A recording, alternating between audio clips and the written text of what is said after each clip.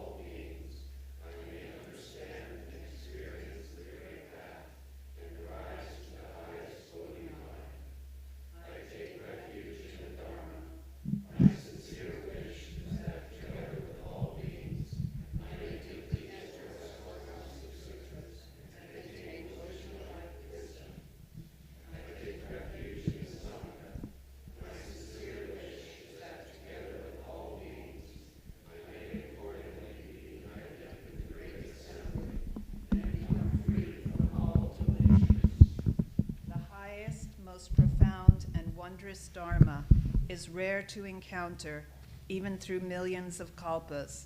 Now I am able to see and hear it, to receive and keep it. It is my sincere wish that I may understand the true and real essence of the Tathagata. Namo Amida Butsu. We are all very fortunate today.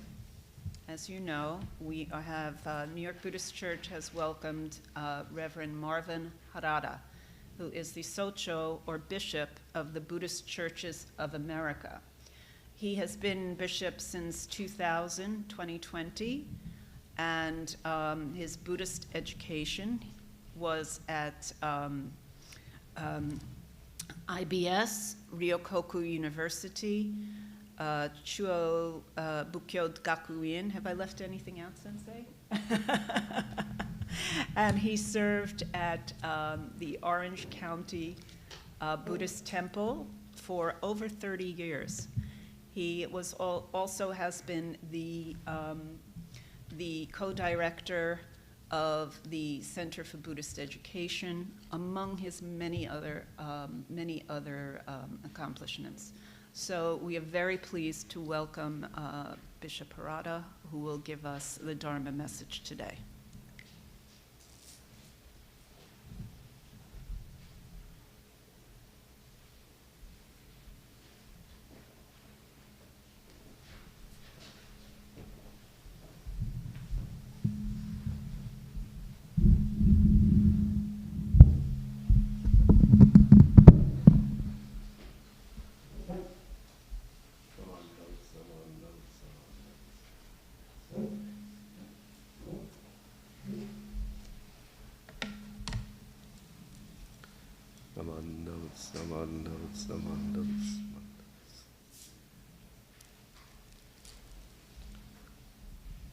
Is this okay here? Okay. Can everyone hear me okay now? Okay. Well, good morning, everyone. So nice to be here. Thank you very much, Isabel, for your very kind introduction. Don't be too impressed by all that academic background. True confessions. I'm from a very rural area of Eastern Oregon. I went to a small rural elementary school, 25 students in the whole school, not one class. 8 grades, 25 students. So in my class, there was myself and one other girl. Her name was Mary Lou Coleman. I'll never forget her name. Easy to remember your classmate's name when you have only one classmate. Every year I could call up Mary Lou, hey, you want to have a class reunion this year? No, let's skip this year. Okay, that's fine. In the 8th grade, I graduated salutatorian in my class, which is second highest, but out of a class of 2. I did graduate eventually valedictorian when I graduated from the Institute of Buddhist Studies. How many people do you think were in my class at that time? I was the only student. So I was at the top of my class and at the bottom of my class, both at the same time. Well, thank you very much for attending our service today. This is Shin Buddhism. There are many Buddhist traditions, and the founder of Shin Buddhism is Shinran Shonin. He lived in the 1200s in Japan.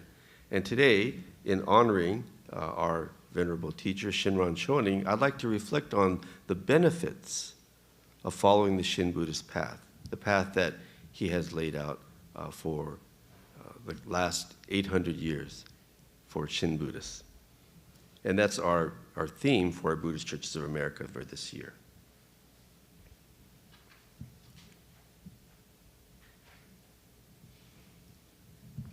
So there's many religions to choose from. Christianity, Islam, Judaism, why Buddhism? And then within Buddhism, there's many traditions, Zen, Tibetan, Nichiren. So why Shin Buddhism? So I'd like to reflect on the benefits that the path of Shin Buddhism offers us. So there's several I'd like to cover. The first is the benefit of living from inside out instead of outside in. So what do we mean by that? Living from inside out instead of outside in.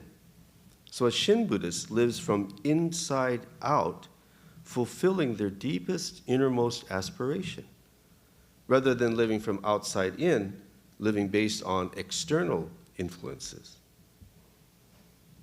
Most of the time, we live from outside in. The external factors we think will cause us inner happiness, like a new car, a house, finding a perfect spouse.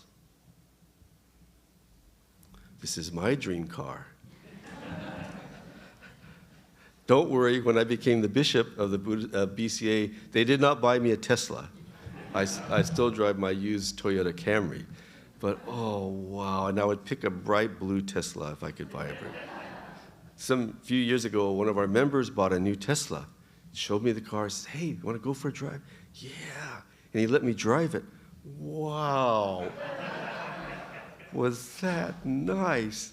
So we might think, oh, if I had a Tesla, I would be really happy inside. This is my house. I bought my first house about 4 years ago. All these years I lived in the temple parsonage or church, minister's residence. And they thought, gee, where are we going to live when we retire? We better hurry up and buy a house. So we bought a house. Oh, dream come true. It's our own home. And you think you'd be really happy. But now I got to do all the repairs. I got to pay for all the repairs if I can't fix it myself. Now all these headaches. When I lived in the temple parsonage, something breaks down. I call the church maintenance guys. They come right over, they fix it. Now I have to do all that myself. So external things from outside do not always lead to inner happiness. And sometimes it leads to more troubles and suffering. But if we live from inside out, even at work, then our work is always fulfilling and meaningful. Let's take, for example, two different nurses. Nurse A lives from inside out. Nurse B lives from outside in. Nurse A, I think I said that backwards. But anyway, Nurse A became a nurse because the pay is good, and there's good benefits, and maybe there's a good retirement. Nurse B became a nurse because of a deep inner aspiration, wanting to heal the sick, to tend to the sick. So Nurse A goes to the hospital, takes care of this patient, that patient, thinks, oh, they give me too many patients. These other nurses don't have as many patients as I have. Oh, these doctors are so difficult to work with. Looks at their watch, 4 more hours till my shift ends. Oh, what a long day. Nurse B goes to the same hospital, takes care of this patient, takes care of that patient, helps this doctor, helps that doctor, looks at their watch. Oh my gosh, it's time to go home already? I think I'll stay a little longer. I want to help these other patients. Both nurses, but one has this innermost aspiration. That's why she became a nurse, because she or he of this deep wish to heal the sick. So this could be any career. Teacher A, teacher B. See? Engineer A, engineer B. Minister A, minister B. What is one's innermost aspiration? See? The next benefit I like to share and reflect on is the benefit of living a life of gratitude. So modern psychology is now finding that, grateful people are really happier people. And this is becoming a really sort of a hot topic in modern psychology. But Shin Buddhism has known this for centuries, So Shin Buddhism teaches us to live a life of gratitude. Not that we should be grateful in our life, but when we come to receive the teachings, we cannot help but be grateful in our life. This is a short passage from one of our main sutras that Shin Buddhism is based on.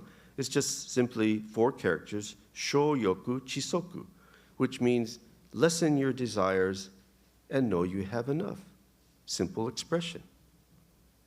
There's a similar passage that I saw at the famous Ryoanji temple.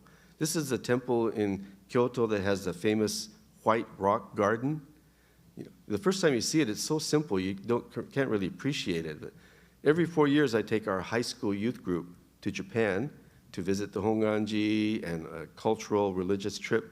So we go to Ryoanji, and then one of the high school YBA kids comes up to me and says, well, hey, sensei, where's the garden? No, this is the garden. This is the garden? But in back of Ryoanji, I noticed this little fountain. And this little fountain has 4 Chinese characters written on it. And these 4 Chinese characters are actually a sentence if you read it in clockwise motion. And it's these characters. If you read it in Japanese, it would be read, Ware tada taru o shiru. The only thing I know in life is that I have enough. The author of this poem is saying, I don't know much about philosophy, I don't know much about history, I don't know much about science. The only thing I know is I have enough. Everything I have is enough. My salary is enough, my home is enough, my car is enough. It's more than enough. It's more than enough. My car, my house, even my wife is enough. No, I know I probably didn't phrase that the right way. My wife isn't here. I can phrase it any way I want to. I think you get the point, right? That my used Camry, it's more than enough. My house, it's not that big, but really, it's enough. I'm lucky to have a house. What the BC pays me, it's enough. It's really enough. But don't tell the BCA that, by the way. And my wife, I'm so lucky to have someone that tolerates me, that's been with me all these years. This is a picture of one of the most amazing Shin Buddhist followers. Her name is Hisako Nakamura. She's like the Helen Keller of Japan. At age 3, she lost both of her arms and legs due to frostbite that developed into gangrene. She lived her whole life without any hands and without any legs. But she came to learn how to do everything that a normal person can do. Here she's writing calligraphy with the brush in her mouth. She learned how to knit, she learned how to sew. She could do anything in life. And later in life, she encountered Shin Buddhism as well. Well, Hisako Nakamura, she writes this in one of her poems. I have them, I have them, I have them all. It's all I need. What a refreshing autumn morning. I mean, how can someone who has no arms, no legs, say they have everything? They have everything that they need in life. Most of us would be bitter about, gee, why did I have to have such a difficult life? And just like the phrase at the fountain at Ryoanji, such a person lives a life of profound gratitude. I have everything. Hisako Nakamura says, I have everything I need in life. The next benefit I'd like to share is the benefit of the spiritual strength to live through anything. Shinran Shonin calls the Nembutsu the unobstructed path, meaning nothing in life is an obstruction. Not losing your job, that's not an obstruction. Marital difficulties, that's not an obstruction. Illness or recession, nothing is an obstacle in life. I'd like to share one individual that I knew that lived this unobstructed life. One of our members some years ago, Scott Morris, he was not raised a Buddhist. His wife was Thai, and they used to go to the Thai temple. But there was nothing in English. The service isn't in English. And so the wife wanted to take the families to learn about Buddhism somewhere that was in English. And so they found Orange County Buddhist Church. So Scott and his wife and their 2 young children. Well, Scott came down with ALS, Lou Gehrig's disease. It's one of the most saddest illnesses to get because there's no cure. There's no cure for ALS. The best that you can hope for is that it's a slow developing ALS. Some people live maybe 10 or even 20 years with ALS. Others only live, a year or 2. So ALS, it's a debilitating illness. It starts from your feet and it works its way up your body. So his first symptom was he kept tripping over things. He said, how come I'm such a klutz? But it was because ALS was affecting his feet. And then it moves its way up. Pretty soon you can't move your hands and arms anymore. Pretty soon you can't speak anymore. And then it takes your life when you can no longer breathe. But mentally, you're there, alert, to the very end. So Scott came down with ALS, and then at that time we decided to create a living through illness support group at the temple. And once a month we would meet, and people who were facing any kind of illness, cancer or whatever, we would gather and they would talk about what they're going through. I would try to interject a little bit about Buddhism, and we had these monthly discussions. Well, Scott, let me skip to the next one. Oops. So Scott, one day in those living through illness sessions, he was kind of sad, and he was talking about all the things that he would be missing out in life. He probably wouldn't live long enough to be at his son's high school graduation, probably wouldn't live long enough to walk his daughter down the aisle someday at her wedding. And so, he was just kind of sad that day. So I thought, gee, what can I say to Scott that might be of some help? So at that time, he still had his finger dexterity. So I suggested, well, Scott, why don't you write some letters to your children that you want them to read at those pivotal points of their life? Write a letter to your son you want him to read the day he graduates from high school. Write a letter to your daughter that you want her to read on the day of her wedding day someday. And so, you'll be there in that sense. You can leave those letters with your wife. So a month passed, and we had another gathering. And right away at the beginning, Scott says, oh, Sensei, I wrote something. So I thought maybe he wrote one of those letters and he was going to share it with us. But instead, he shared this poem. He wrote a poem, and it goes as follows.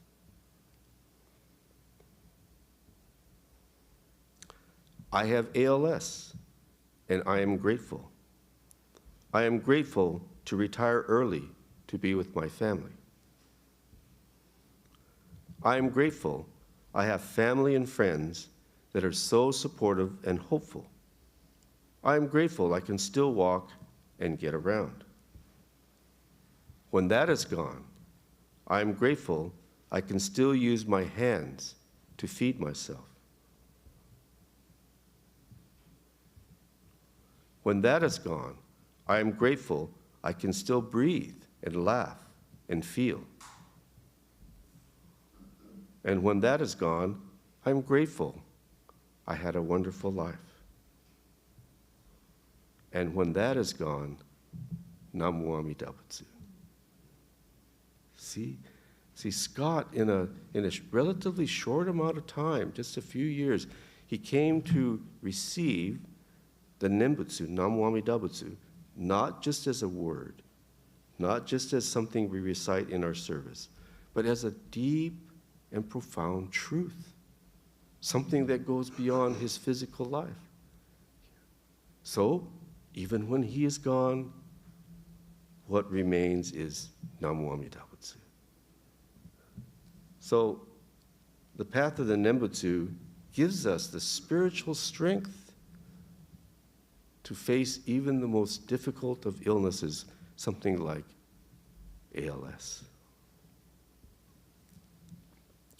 The benefit of being a part of a Sangha, being a part of a Sangha. And I think this is one of the real strengths, especially, of Shin Buddhism.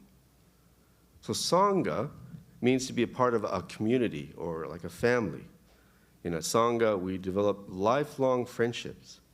We listen to the Dharma together, we share in the Dharma together, we discuss the Dharma together, and that's what it means to be a part of a Sangha. Shakyamuni Buddha, he was asked by one of his disciples, well, how important is it to have friends in the Sangha? You know, how much of our Buddhist practice is it to have friends in the Sangha? Is it 20%, 40%? And the Buddha replied, it's everything. It's everything. Thich Nhat Hanh, he writes in one of his books that, you know, our Sanghas are not perfect. My Sangha is not perfect. Thich Nhat Hanh writes this. Even during Shakyamuni Buddha's time, there were conflicts in the Sangha. You know? So our Sanghas are not perfect, but yet we strive to work with our Sanghas. During Shinran Shonin's time, there were disagreements. He was following Honen Shonin, and there were disagreements between Honen Shonin's followers. And Shinran Shonin himself experienced sadness when his own son was propagating Buddhism in the Tokyo area, and he had a problem with, I think it went to his head. He was sort of ego tripping. And so Shinran Shonin disowned his own son. But still, we must work to build, to create a harmonious Sangha, you know, that works together, that listens to Dharma together, shares in our life together, despite our disagreements or our differences. I think we cannot grow our Sanghas unless we have harmonious Sanghas. New people that come to us, they'll sense right away if there's a discord or a conflict in our Sangha. And so that's why it takes effort, and we have to continuously work on our Sanghas as we focus on the teachings at the core, at the center of our temples and Sanghas. So Shakyamuni Buddha worked at building a harmonious Sangha, Shinran Shonin worked at building a harmonious Sangha, and we too must work at it. And that's what Sangha means. We hope to share the Dharma with others through our Sangha. So being a part of a Sangha, it's also doing something from inside out, from inside out. You know, we serve, we help because we want to, not because we have to. It's not, oh, I gotta go help at the Obon this weekend. Oh, I gotta make sushi all day long. At our West Coast temples, you know, the Obon is a huge thing. We have big festival, thousands of people come, and we're making foods from 6 in the morning, you know. We could think, well, I have to go. But there are others, there are members who, they want to. They're up at the crack of, they're there. They know we need the fundraisers to support the temple. The temple is there to share the Dharma. That's why we want to support our Sanghas. It's not, oh, I have to donate to the New York Buddhist Church. I guess I should donate to the BCA. No, we do it because, you know, we want to. We want to support our local temple. We want to support our national organization that benefits all of our temples as well. And there's really more joy in serving. There's more joy in giving than there is even in receiving. The benefit of never lacking meaning in your life. I believe this is the final benefit I'd like to share. So Shinran Shonin writes in one of his poems that a person who encounters the Buddha's vow, which means a person encounters the real heart of the Buddha, their life does not pass in vain. So the great Shin Buddhist professor and priest, Dai-e Kaneko, he was bedridden the last years of his life. But he writes that those years being bedridden taught him the most about gratitude. He says, I realize I have to depend on everyone for everything, to bathe me, to feed me, to clothe me. And he truly learned the meaning of gratitude in those last 2 or 3 years of his life. We have a former member of OCBC who taught taiko. I know there's a taiko group here. He was one of our youth leaders in teaching taiko. And he died of terminal cancer some years ago. When I went to visit him, of course, he had various careers. When I went to visit him, he felt that his greatest meaning of life was teaching taiko to the young people at our temple.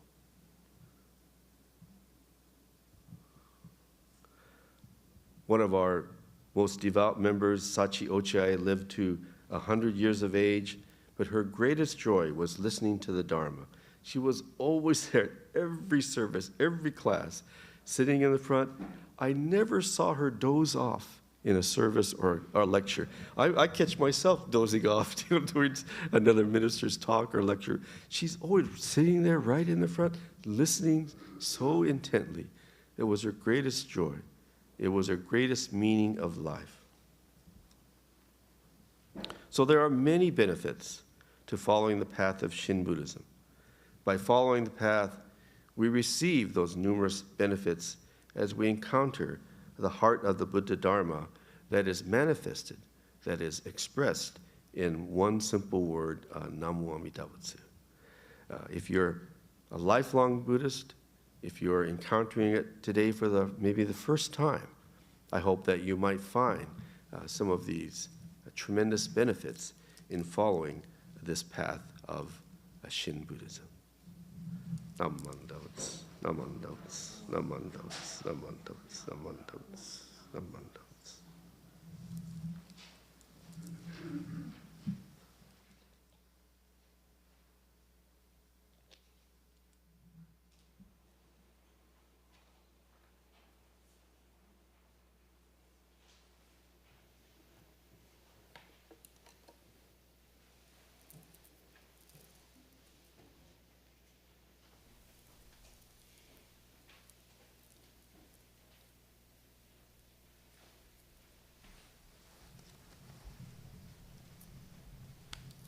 Did everyone enjoy that?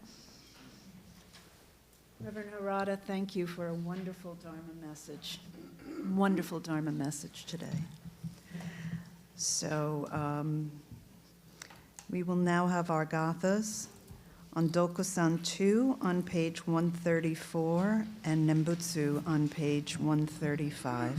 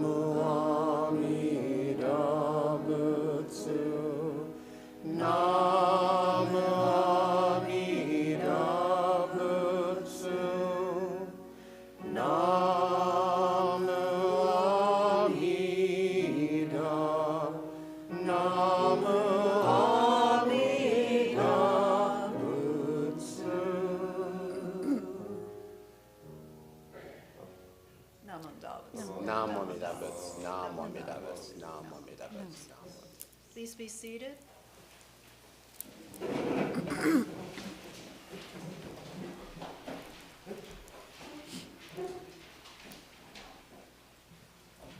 We now come to the part of our service where we would like to greet any first-time visitors to our temple.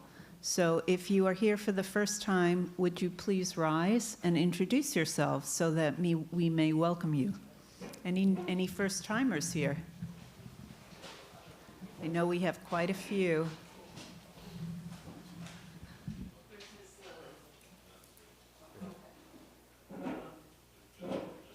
Leave it here. Okay. So why don't we start in the front and work our way back? So please give us your names and tell us how you come to be here today, please. Elliot. Yeah. So welcome, Elliot. Pleasure to have you here for service. Hi, my name is Ebro, and I'm from the Albany Buddhist Sangha. Thank you, Ebro. I'm Matthias. I've been an online member, but I'm just visiting for the confirmation ceremony. Thank you, Matthias. I'm Kyle. I also mostly attend virtually, but I want to come here for the first time. We're very pleased you made it in today, Kyle. I'm Samantha. I live in a neighborhood who's always been curious and friendly. Oh, welcome, Samantha. We're glad you could join us today. I'm Jayemi from Princeton, New Jersey. This is our practice day. Oh, very good. Welcome. Welcome. Hi, I'm Debbie. I'm also with the Albany Buddhist Sangha. Wonderful, wonderful, I'm Scott. I'm also from the Albany Sangha.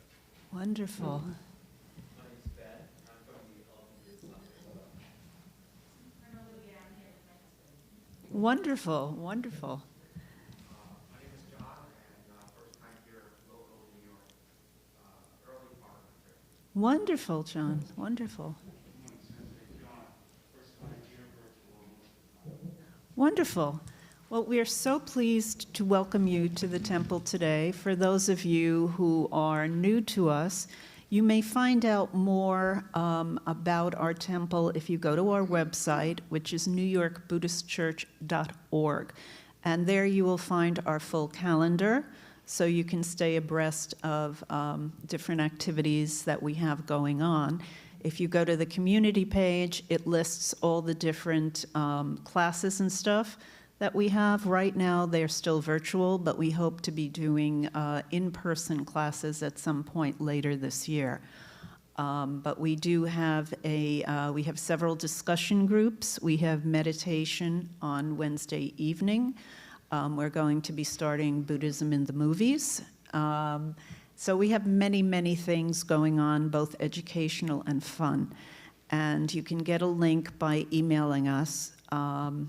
And I urge you to do so, because we really enjoy having new members, and you're most welcome. You don't need to be any particular level to join in. You can just jump right in, and we'll be pleased to have you. And you can find out more about our parent organization by going to BuddhistChurchesOfAmerica.org. And there's a lot of good information there. So I'd like to thank today, first and foremost, Reverend Harada. Thank you, Sensei. He gave us a lot to think about the deeper meaning of Namo Amida Butsu and all that it embodies and offers us to enrich our lives and be the best that we can be in our lives. So I'd also like to thank my fellow minister's assistant, Reverend Gary Jaskala, Reverend Cheryl Joko Ikimiya, and the newest member of our group, Aaron Prophet, who is of the Albany Buddhist Sangha, along with Reverend Gary. They spearhead and lead this group. And we're so grateful that you all came down from Albany to join us today. It's a long trip, and we're really looking forward to having you all, and we're really pleased. Of course, we're pleased to have everyone here, but those of you who live in the neighborhood had a slightly shorter trip than those from Albany. So actually, Reverend Harada had the longest trip of all. So we're really grateful that COVID has abated enough that he is able to travel again. It's a rare and special treat for us to welcome him. So I'd also like to thank today our greeters, who were Ruth Funai and Claudia Cohen. Thank you so much to both of you for welcoming our many guests today. The piano today was played by Nobuko Kodama-san, and thank you, Nobuko. The technicians, the tech team today is Carl Palma and David Brady, who are so dedicated in improving our sound system and bringing the Dharma virtually to all of you who are watching. And I'd also like to thank Kaz Hasegawa, who also, I don't want to leave him out, who also rang the Kansho for our service, and to Maiko Tanaka, who is our other minister assistant in training. They always work very hard to help us and benefit the church, and we appreciate the work that you do. We have many elves here, many unseen people who keep the church running and who participate in the life of this temple. That's why we're always pleased to welcome new members. We're always happy to see new people. This is a very warm and welcoming Sangha. So please do come, or feel free to ask any questions, either of the minister's assistants or to any of the members. We appreciate your interest. So do we have any other announcements today? No? Gary? Okay, for those of you who are participating in the Kieshki Sarana Affirmation Service, we're going to start fairly quickly after we wrap up this service. So please don't go far away, and give us about 5 or 10 minutes to set up, and then please come back to the Hondo, okay? It's a half hour from now? Okay, I thought we were launching right into it. So, okay, so it will be at 1:15. I stand corrected. Oh, okay. Yeah, we're still expecting a few additional persons. So we will start at 1:15. So please be sure to come back to the Hondo at that point. Also, there will not be refreshments today because of this ceremony starting, but we look forward to welcoming you back next week, and we'll have a little more social time then. So will you can speak to Reverend Gary or Reverend Cheryl about that. It is not, we do it the Shin Buddhist way. Okay, so if you speak to them, they can give you some insight as to how the meditation is conducted. So any other comments or questions? All right, so why don't we have our closing Gassho? Reverend Harada, would you lead us in closing Gassho, please? Gassho, please. Namo Amida Butsu. Namo Amida Butsu. Namo Amida Butsu. Namo Amida Butsu. Namo Amida Butsu. Namo Amida Butsu. So thank you all again. We especially appreciate you for coming, because it's your presence here today that makes our joining voices at Onembutsu so special.